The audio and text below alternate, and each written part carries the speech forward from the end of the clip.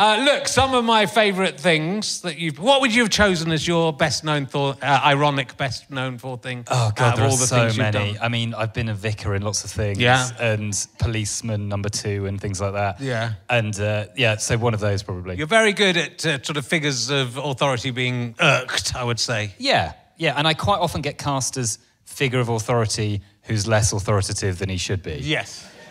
Yeah. So sort of they're like, oh, he doesn't look like a policeman. That's my role, basically, yeah. There are some really great things you're in. Uh-huh. Garth Marenghi's Dark Place, which people will remember very fondly, you're in. Yes. I'm in it twice. Yeah, that's right. As the chef's assistant. That's right. Which, alongside Stephen Merchant, who who did well on the show here. He was very good. He was good. He had a good time on this. Yeah. And I'm also one of the Scotchmen. And that was, I remember that very well, because that was like one of the hottest days of that year, and we were in a very airless studio, and we all had like ginger beards sort of stuck on us, and basically every take we had to stop and like have them reattached because they were just sweating off our faces. Have you done anything culturally insensitive to the Welsh in your career, just to complete the... There's a thing about leaks, but I think that's fine. Fair enough. Ali G in the house. Yes. The movie. Yeah, I was in a movie. Yeah. More than one movie, but that's an impressive movie to be in. It was exciting. Yeah, it was my first film, and I played the Englefield Green Massive. Right. Yes. That's who right. Again, thank you. Always a few fans in, and I had to learn this gang sign, which I can't do anymore, like a small E. Okay. That was the... Good. Yeah. And it was me, and the idea was, there was a scene where he went around, like, he was doing a shout-out to all of the gangs in the area, and they were all sort of, people dressed as Ali G, and then it cut to me, and I was doing my homework. And then I just did that to the screen, which is fun. But the best scene in that was, I also got to be in a scene where there were loads of body poppers. And if you've seen the film, basically there's a bit where he has to get an electric current, go from a car to a safe and blow up a safe, and it has to go through a load of body poppers. And I was the first person in this thing, so I was the one who sort of started the body pop chain. And every other person in that scene was a world championship body popper. And I didn't know this until I got to the set, and they were like, so, Matt, this guy's just going to teach you how to be a body popper in about 10 minutes or something. And he just like was doing this all this time. I was like, is that right? And he was like, oh, it'll do. So, I mean, that was quite an interesting point in Sacha Baron Cohen's career, because he was obviously big in the UK, but that film, I presume, was him trying to... Was it still quite parochial, that show? I don't know. I mean, it was quite... Did he break America with that? I guess so. Yeah, I guess it was him trying to... Well, it was... I guess he had the opportunity to make a movie, so why not? And it's got Charles Dance in it, and it's quite a... I mean, the film, it's patchy, but it's got some really fun stuff in it, and then I think that's the first... Yeah, that was the first sort of comedy drama, like fiction thing he did, and then he went back to doing like Borat and all that kind of stuff, which I guess was his kind of niche, Yeah, no, it's very interesting. I saw you acting alongside Idris Elba. Yes. Yeah. In the new James Bond. That's it. That's a sitcom called In the Long Run, which it did a few years ago, where I played a vicar.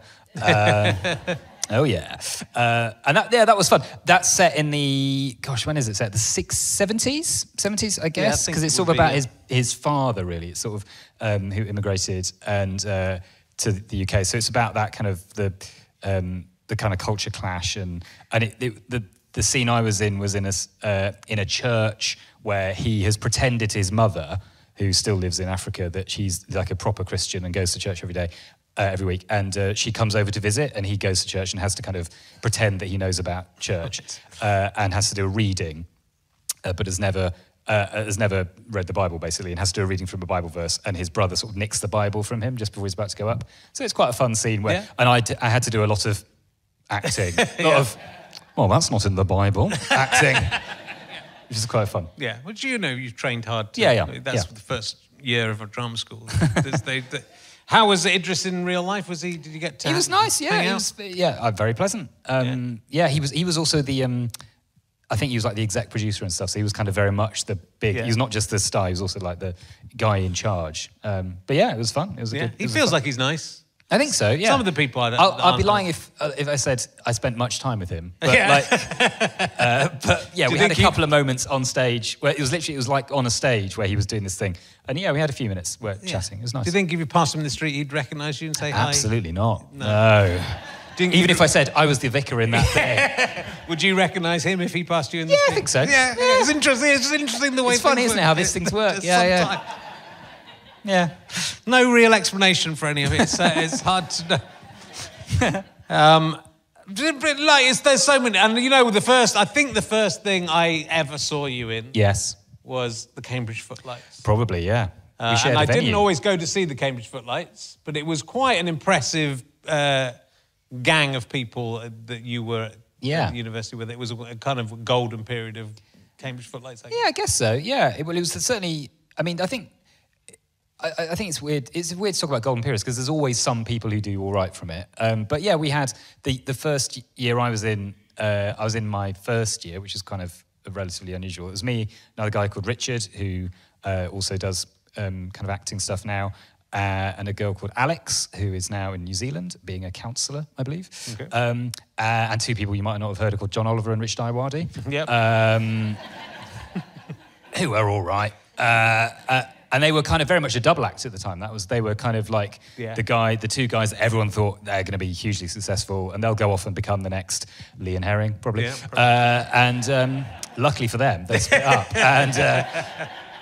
But yeah, that was an amazing show. But it was also because for the first time in a long time, they brought in like a sort of an external director, like someone who'd not from the student body kind of thing, a guy called Cal McChrystal, who had worked with like the Boosh and people like us who were a sort of clown team. So it was quite a different kind of show. It was quite a sort of, clowny show, which was great for me because I'd never done anything like that before. And I kind of learned a lot about how to be on stage without material, just kind of working off what the audience was responding to and that kind of stuff. Right. I mean, you are still a very boyish man. Yeah. I mean, you were sort of a boy at the time, but you were a particularly boyish boy. Yeah, I was a very... Yeah, I mean, this is a weird conversation though, isn't it? It is. I feel like I'm walking into a trap. Or maybe setting one. Yeah. I mean, I guess, I would have been 19 when I was doing that, so pretty young. And I was very, very young looking. Like, I still have photos from that time where I do look ridiculously young. I've always had quite a sort of youthful face. And so... that show, we very much played on that, and I was like the work experience boy who'd been brought in, and so almost all the stuff I had to do was me being sort of kind of put upon. Probably the most memorable bit in that show was it was an acrobatics team where there were the four blokes in the show were like an acrobatics team called the Great Dandinis, but just before the sketch started, there was an announcement that one of them had died. But they were going to carry on the show anyway, and I was the dead one. Right. So I basically played a corpse in an acrobatics team, and I just basically got thrown around the stage. Yeah. And can I make it clear, I was not trained on how to do that. I had like bruises all over my body by the end of that tour because I was kind of young and I just like flexible. I just sort of fell on the stage, and I tried doing it about 3 or 4 years later. I thought, I wonder if I can still do that. And it was so painful. It was ridiculous. But yeah, that's what. And I remember that year. That just reminded me that year in Edinburgh. First time I'd been to Edinburgh in the Fringe, so I was like excited and going to see all these things and going to see all these different shows and experiences. And one night we went to see Late and Live, which was the old Gilded Balloon before that burned down. And we turned up at the door, and the bouncer was on the door, and he was like, "Have you got any ID, mate?" And I said, I was pissed at the time because it was like midnight or something, and I just went, "Yes, that's the joke."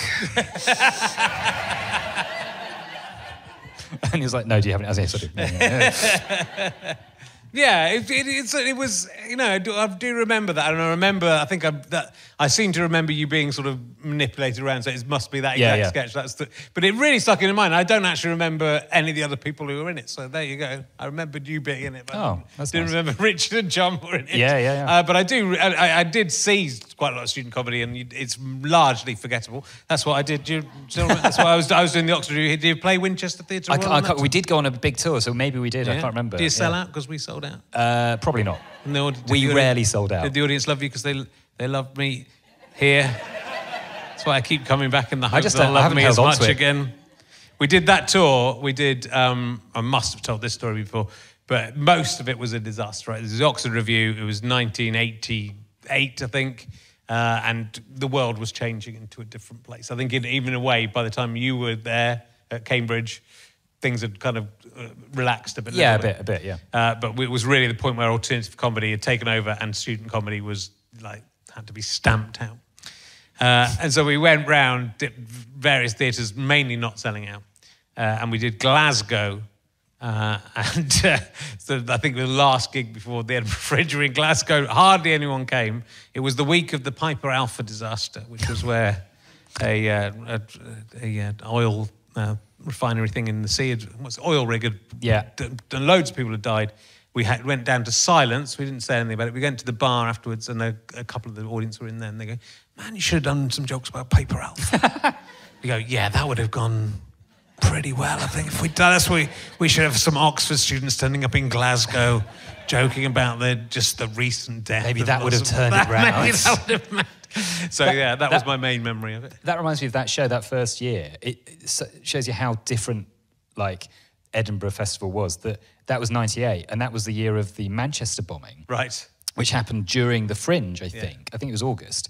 And we didn't know about it because we weren't on, none of us had phones. We weren't reading the news because we were students in a Fringe festival. And we had a joke about the IRA in the show. Right. Like a very silly joke, not a kind of... Obsessed, mate, you're obsessed. Yeah, I know. What's wrong with...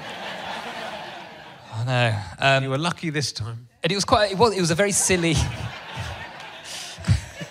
One of these days. Yeah, they know where I'm going. But yeah, it was a silly joke about it. It wasn't sort of political really. And we did that joke, and I remember being backstage. Luckily I didn't have the joke. It was one of the others, and I remember being backstage and did joke. Normally got quite a big laugh, and it got just dead silence. Right. I remember being backstage thinking, the IRA have done something. And they literally went out straight away and looked at the papers. Oh, they've blown up Manchester. No, we probably need to cut that joke then. Yeah. Those were the days when you had to get a newspaper to find out the news. Remember that? It's like, I'll go and look at I'll wait till 10 o'clock until the news comes on. We'll see what's happened. What a wonderful world it was.